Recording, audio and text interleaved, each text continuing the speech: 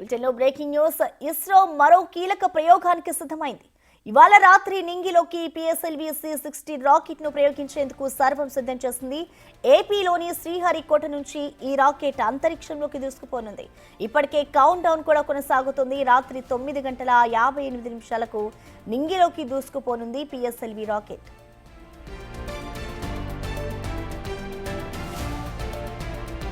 Rocket 4 దశలతో పాటు ఉపగ్రహాల అనుసంధాన పనులను ఇప్పటికే పూర్తి చేశారు ఇస్రో సైంటిస్టులు. ఈ ప్రయోగం ద్వారా స్పేస్ డాకింగ్ కు చెందిన 2 స్పేడెక్స్ శాటిలైట్లను స్పేస్ లోకి పంపనున్నారు. SDX-01 చేంజర్, SDX-02 టార్గెట్ అనే 2 ఉపగ్రహాలు ఉన్నాయి. ఈ శాటిలైట్లు ఒక్కొక్కటి సుమారు 220 కిలోల బరువు ఉంటుందని ఇస్రో తెలిపింది. ఈ ఉపగ్రహాలను 470 కిలోమీటర్ల ఎత్తులో భూమి కక్షలో ప్రవేశపెట్టనున్నారు.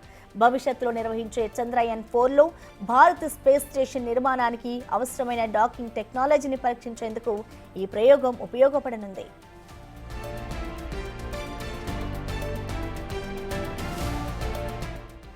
ఇస్రోకి డాకింగ్ మిషన్ చాలా ముఖ్యమనే చెప్పాలి.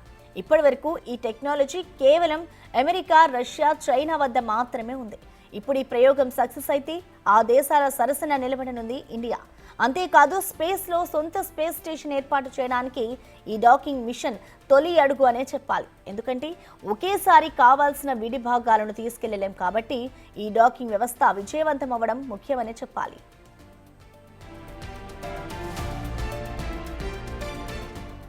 భూమికి 470 కిలోమీటర్ల దూరంలోని కక్షలో వాటిని విడివిడిగా ప్రవేశపెట్టిన తర్వాత అసలు ప్రయోగం మొదలవుతుంది. ప్రయోగించే 2 ఉపగ్రహాల్లోనూ డాకింగ్ యంత్రాంగం ఒకేలా ఉంటుంది. అందువల్ల టార్గెట్గా, చేంజర్గా దేన్నైనా సెలెక్ట్ చేసుకోవచ్చు. 2 శాటిలైట్ల మధ్య దూరం 20 కిలోమీటర్లకు చేరుకున్నాక వాటి మధ్య డ్రిఫ్ట్ ఆగిపోయేలా చూస్తారు. ఇందుకోసం 2 ఉపగ్రహాల్లోని రాకెట్లను దానికి అనుగుణంగా మండిస్తారు. ఇక ప్రయోగించిన 5వ రోజు నుంచే 2 ఉపగ్రహాలను దగ్గరకు తీసుకురావడం మొదలు పెడతారు. 2 ఉపగ్రహాల మధ్య దూరం తగ్గుతూ పోతుంది. గంటకు 28,000 కిలోమీటర్ల వేగంతో పయనించే ఈ శాటిలైట్ పరస్పరం ఢీకొట్టకుండా కమ్యూనికేషన్ సాగించుకుంటూ పూర్తి సమన్వయంతో వ్యవహరిస్తాయి. తొలుత టార్గెట్ తన వేగాన్ని తగ్గించుకుంటుంది. తద్వారా చేజర్ ఉపగ్రహాన్ని దాన్ని అందుకోవడానికి సమాయత్తమవుతుంది. ఆ తర్వాత మెల్లగా చేజర్ డాకింగ్ వ్యవస్థ టార్గెట్ వ్యవస్థలోకి ప్రవేశిస్తుంది. ఇలా 2 డాకింగ్ పోర్ట్లు లాక్ అవ్వడంతో ప్రయోగం పూర్తవుతుంది. డాకింగ్ అనంతరం 2 ఉపగ్రహాల మధ్య ఎలక్ట్రిక్ సప్లైని చెక్ చేస్తారు సైంటిస్టులు. డాకింగ్ పూర్తయి ప్రయోగాలు నిర్వహించిన అనంతరం మళ్లీ 2 ఉపగ్రహాలు విడిపోతాయి. ఇలా అన్డాకింగ్ అయిన తర్వాత 2 ఏళ్ల పాటు సేవలు అందించనున్నాయి ఈ శాటిలైట్లు. అవసరమైతే మరోసారి వీటిని స్పేస్లో డాకింగ్ చేయొచ్చు.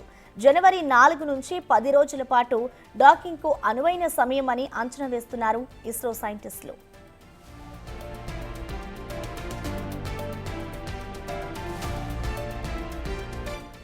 పిఎస్ఎల్వి సిరీస్లో ఇది 62వ ప్రయోగం. అలాగే పిఎస్ఎల్వి కోర్ అలోన్ దశతో చేసే 18వ ప్రయోగమని ఇస్రో తెలిపింది.